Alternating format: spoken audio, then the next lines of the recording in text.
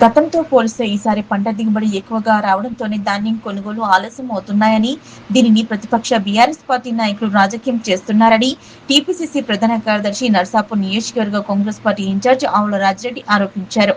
గురువారం వెల్దుర్తి మండల కేంద్రంలో ఆయన మీడియా సమావేశం నిర్వహించారు. రైతులు లేకుండాలని కేవలం పార్టీ కార్యకర్తలతో ఎమ్మెల్యే సుంతా లక్ష్మారెడ్డి ధర్నాలు చేస్తున్నారని, రైతుల కష్టాలను రాజకీయ లబ్ధి కోసం వాడుకోవడం సరికాదని మండిపడ్డారు. రైతులు పండించిన ధాన్యాన్ని చివరి గింజ వరకు ప్రభుత్వం కొనుగోలు చేస్తుందని భరోసా ఇచ్చారు. అకాల వర్షాలతో రైతులకు నష్టం జరగకుండా ప్రత్యేక చర్యలు తీసుకుంటున్నామన్నారు.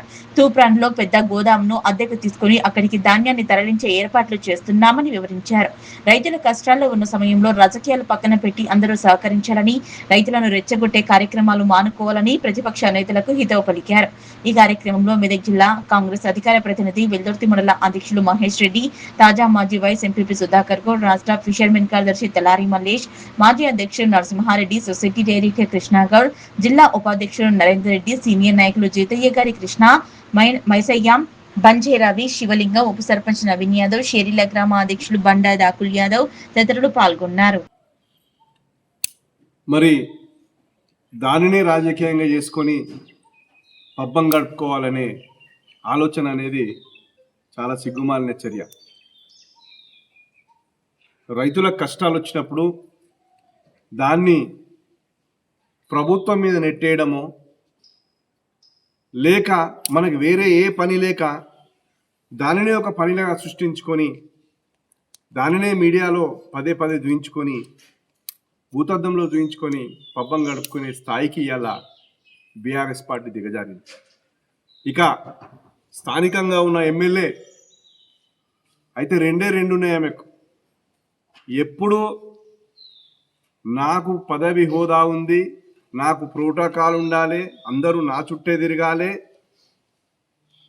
అనే రాజకాంక్ష తప్పితే ప్రజలకు తన వంతుగా స్వచ్ఛందంగా ఏమైనా చెయ్యాలనే ఆలోచన ఎప్పుడూ లేదు. ఇంతకుముందు సోదరుడు సుధాకర్ గౌడ్ గారు చెప్పారు, కాంగ్రెస్ పార్టీ కూడా ప్రతిపక్షంలో ఉంది, రైతులకు కష్టాలు వచ్చినాయి, ధాన్యం సేకరణ అనేది ఇవాళ ప్రభుత్వమే చేపడుతున్నటువంటి చర్య. చాలా సంవత్సరాల నుంచి గతంలో అది ప్రైవేట్ వ్యక్తులకు పోయేది, ప్రభుత్వం తర్వాత వైఎస్ రాజశేఖర రెడ్డి గారి హయాం నుంచి మరి తర్వాత బీఆర్ఎస్ హయాంలో ఇది అంచెలంచెలుగా ఇది ప్రభుత్వమే చేపట్టే చర్యగా మారిపోయింది. మరి ఈ క్రమంలో ప్రభుత్వ సేకరణలో ఇదొక ఛాలెంజ్గా ప్రతి ప్రభుత్వం వ్యవహరించింది. కానీ వెనక ముందు ప్రతి ప్రభుత్వం రైతులకు న్యాయం చేయాలనే తాపత్రయపడ్డది. ఒకానొక దశలో మీ ప్రభుత్వం రైతుల నుంచి ధాన్యం సేకరణ విషయంలో అలసిపోయి మీరు చాతగాక చేతులెత్తేసే ప్రయత్నం చేశారు. దానికి ఆ రోజు అప్పటి ముఖ్యమంత్రి కేసీఆర్ గారు, అప్పటి వ్యవసాయ శాఖ మంత్రి నిరంజన్ రెడ్డి గారు, మరి అదేవిధంగా జగదీష్ రెడ్డి గారు వాళ్ళ మాటల్లో ఏమన్నారో ఒక్కసారి మీడియా మిత్రులకు చూపిస్తాను. మా ముఖ్యమంత్రి గారు రేవంత్ రెడ్డి గారు వాళ్ళ విషయాలను ముందుంచారు.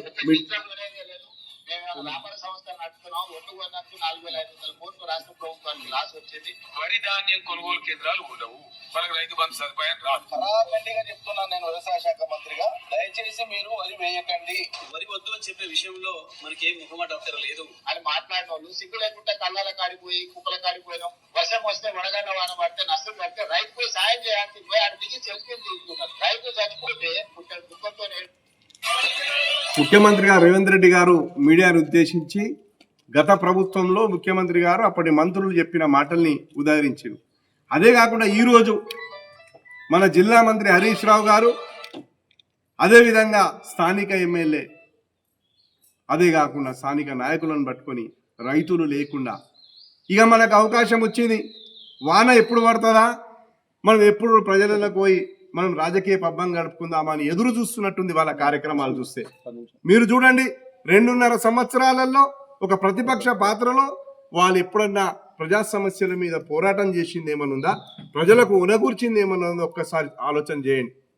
ఇవాళ వాన పడుతుందా, వాన పడుతుందో లేదో, మొగులు అవుతుందో లేదో రాత్రి నుంచే ఎమ్మెల్యే గారు క్యాడర్కి అందరికీ ఫోన్లు చేసి ఖచ్చితంగా ఇలా ఎల్దుర్తిలో మనం ప్రోగ్రామ్ చేస్తున్నాం రావాలి.